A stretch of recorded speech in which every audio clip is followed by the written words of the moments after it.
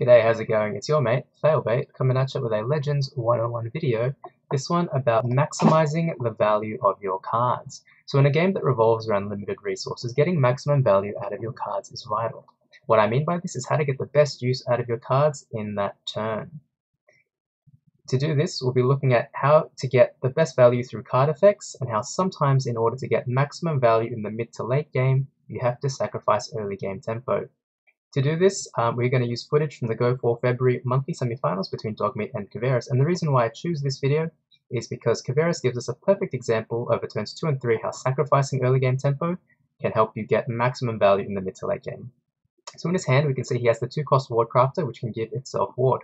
What this means is due to the Ward protecting it from damage, the card can in some cases be a 2-for-1 trade, which we deem as valuable. It's also turn 2 and the card costs 2 Magicka, so why not play it, right?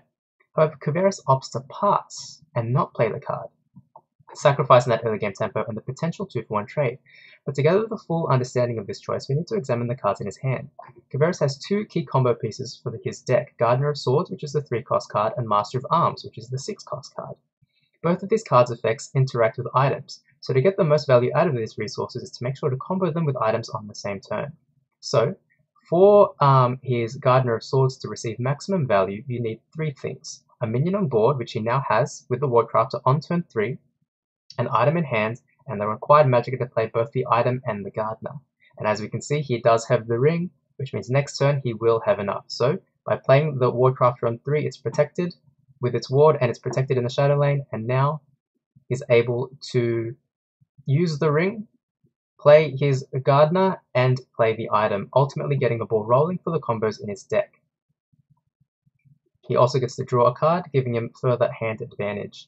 So by sacrificing turn 2, Koveras missed out on a good turn 2, but instead opts to have a very good turn 4 by playing all of these combo pieces at the same turn. Since his opponent Dogmeat had been playing slow up until this point, it proved to be the right decision.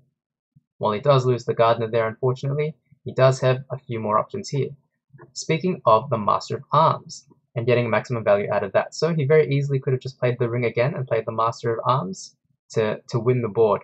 Instead, once again, he opts to play another item and trade, giving himself further advantage on the board. By playing the treasure map, he also gets to draw another card, being able to cycle through his deck. And again, what we see here is perhaps missing out on that tempo, or missing out on that potential to gain advantage on this turn, instead looking to gain even more advantage in the turn after. So again, as we see, he cycles through the deck, gets the Shrieking Harpy, and now has a fairly good board here. He's actually quite ahead in terms of the number of minions on board. But let's examine a play from Dogmeat before we go back to Koveras. Dogmeat opts to clear the board and reset it using his 6-cost Ice Storm on turn 6. So while it is a Magicka efficient turn, let's look at the value here. It's a 6-cost card that killed 2 of Koveras' 2-cost cards and 1 of Dogmeat's own 4-cost cards. So overall, it was an on-curve play, but one that barely broke even for Dogmeat and weakened his board to do it.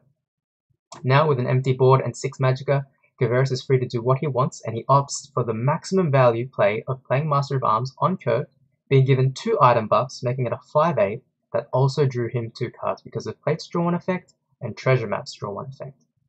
So, on turn 6, not only did Koveras play a powerful 5/8 minion, but he also gained further hand advantage by drawing 2 extra cards. And as we can see, next turn Dogmeat doesn't have an answer because he doesn't have enough Magicka to play his double lightning bolts. So ultimately, Dogmeat is unable to remove the threat and unable to create a threat of his own, ultimately losing out on that value game. And while he did have those early tempo plays, because Koveras opted for maximum value of his cards, he was able to turn that value game into late game dominance and ultimately win. Not only that, but it is interesting to note that this was a reverse swing, meaning Koveras was down 2 games and he came back to win 3 games in a row. This was a great example of Koveras using his cards to their maximum value, albeit at the cost of a few early game turns. So, this has been your mate Failbait giving you a video on maximizing the value of your cards, and hopefully it has been of some use to you. Until next time, stay valuable.